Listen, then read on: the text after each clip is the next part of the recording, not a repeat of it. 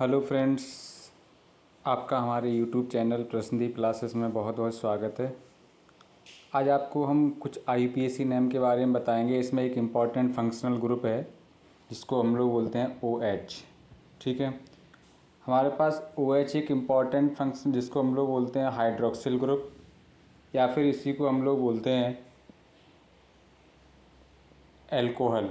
ठीक है, या तो इसको हम लोग एल्कोहल बोलेंगे और एल्कोहल के साथ साथ इसी को हम लोग क्या बोलेंगे, हाइड्रोक्सिल भी बोलेंगे। ठीक है, हाइड्रोक्सिल या फिर एल्कोहल। ठीक है, तो एल्कोहल या फिर हाइड्रोक्सिल ग्रुप ये हमारा बहुत इंपॉर्टेंट ग्रुप है।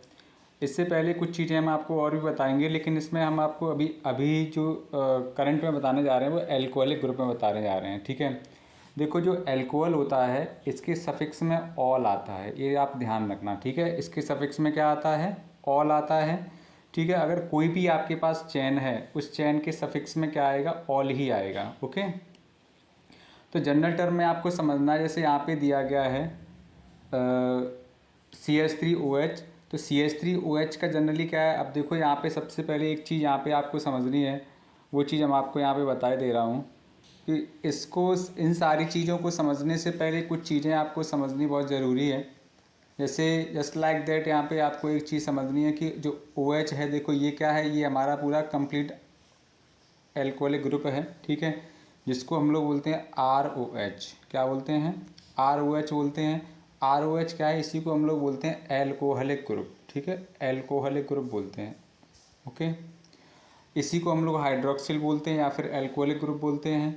तो यहाँ से एक चीज़ आपको कंफर्म क्लियर हो गई होगी कि जहाँ पर भी आपका OH लगा होता है, ठीक है, OH आता है, तो OH जहाँ भी आ जाए तो आप क्या समझना है, वो आपका एल्कोहलिक ग्रुप है। ओके, चलिए यहाँ पे हम स्टार्ट करते हैं कुछ इंपॉर्टेंट टर्म्स। यहाँ पे लिखा हुआ है CH3OH, तो CH3OH है, इसको हम लोग बोलते हैं मीथेन। अब आपको यहाँ पे समझना, देखो यहाँ पे क्या है, 1 कार्बन है, तो 1 कार्बन के लिए क्या आता है, मैथ आता है। ठीक है, प्लस दो इसमें सिंगल बॉन्ड है, सिंगल बॉन्ड के लिए एन आता है, और फिर इसमें क्या आता है, सिंगल बॉन्ड के लिए एन आता है, तो कंप्लीट आईपीएसी नेम क्या हो जाएगा, मीथेन।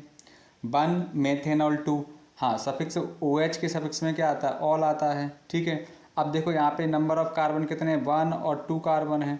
यहाँ पे 2 कार्बन प्रेजेंट हैं, या 2 कार्बन की वजह से क्या आता है, एथ आता है। ठीक है, सिंगल बॉन्ड है इसलिए एन आता है, सफिक्स में OH लगा हुआ तो ऑल आता है, तो क्या हो जाएगा, एथेनॉल। 1, क्योंकि 1 पे लगा हुआ है। अच्छा, अब ये देखना, इस पर 3 कार्बन है, 1 2 और 3 कार्बन प्रेजेंट है। 3 कार्बन प्रेजेंट होने की वजह से इसको क्या कर दिया, प्रोप कर दिया।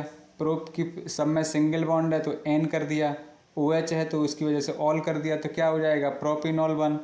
इस अब देखो यहाँ पे एक चीज़ आपको समझनी है, यहाँ पे देखो 1 2 और 3, यहाँ पे 3 कार्बन प्रेजेंट है। ओके, अब 2 पे क्या लगा हुआ है, OH ग्रुप किस पे लगा हुआ है, 2 पे लगा हुआ है, तो 2 पे लगा हुआ है। तो सबसे पहले क्या आएगी, आपको बताया था कि इसमें अगर कोई भी चीज़ लिखते हैं, इससे प्रीवियस वीडियो में हमने आपको कुछ चीज़ें बताई थी कि सबसे पहले जो लॉन्ग चेन है उसको फाइंड करते हैं, तो CH3 है, तो इसके लिए 3 कार्बन के लिए प्रोप आएगा, सिंगल बॉन्ड के लिए एन आता है, OH के लिए ऑल आता है। कितने पे OH लगा हुआ, 2 पे, इसलिए इसके आगे 2 आ गया। ठीक है, तो इस तरह से आपको इसमें सीखना है कि किस तरह से हम लोग आईपीएसी नेम करेक्ट करेंगे। ठीक है, चलिए इसके कुछ और एग्जाम्पल हम आपको बताते हैं आईपीएसी नेम में। यहाँ पे देखो कुछ इंपॉर्टेंट एग्जाम्पल है, जैसे CH3OH का हमने अभी आपको एग्जाम्पल बताया था, CH3OH का, इसको क्या बोलते हैं आईपीएसी नेम में, इसको मैथेनॉल बोलते हैं। पहले तो इसके कुछ जनरल नेम इसके दिया गया है, मैथेनॉल, एथेनॉल।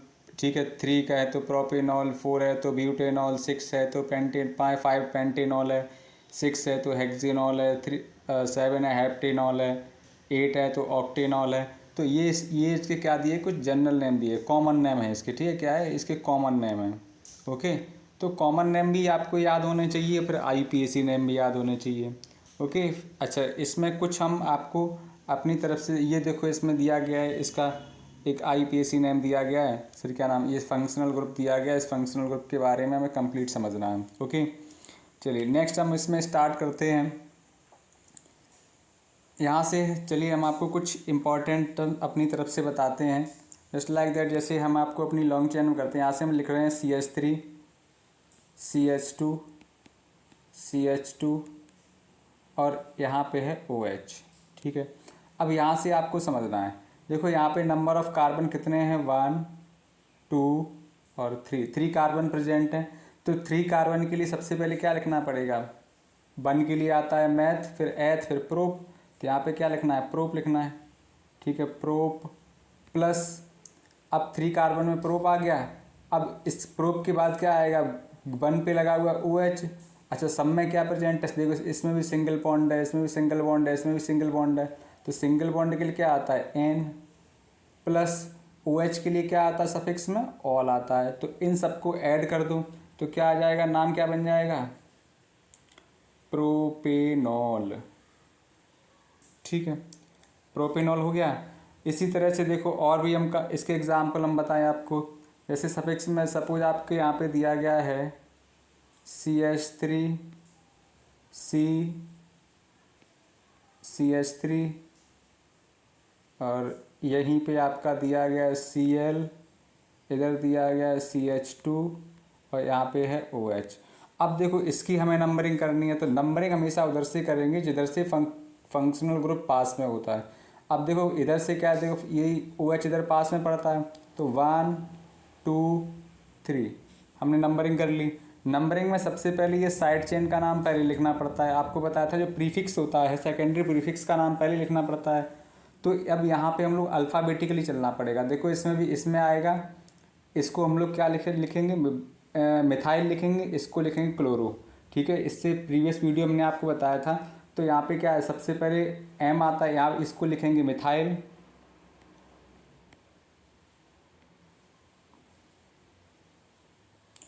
मिथाइल और इसको लिखेंगे क्लोरो। ठीक है, तो इसको अब देखो ये M पहले C पहले आ रहा है, M बाद में आ रहा है, तो इसमें क्या हो जाएगा 2 क्लोरो।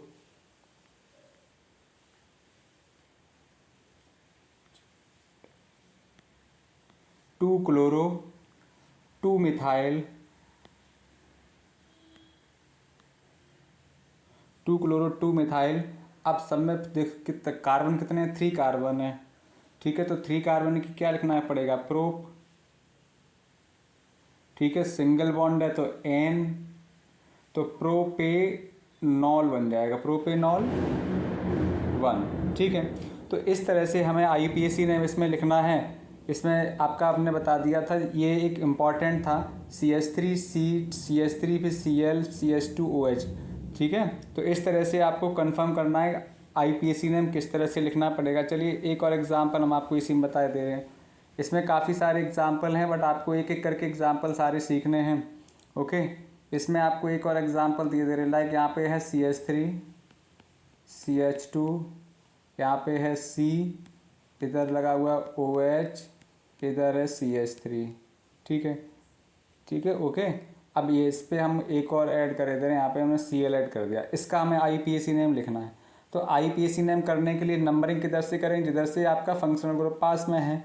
तो यहाँ पे लिखेंगे 1 2 3 और 4। ठीक है, तो 1 2 3 हमने ये हमने क्या लिख लिया, ये हमने आपको लिख दिया है, नंबरिंग कर दी। नंबरिंग के बाद अब हमें IUPAC नेम, सबसे पहले नाम लिखना है इसका जो सेकेंडरी प्रीफिक्स होता है। ठीक है, और ये आपका क्या है, फंक्शनल ग्रुप है, ये सेकेंडरी प्रीफिक्स है, तो इसका नाम लिखना है। तो क्या हो जाएगा, 2 क्लोरो,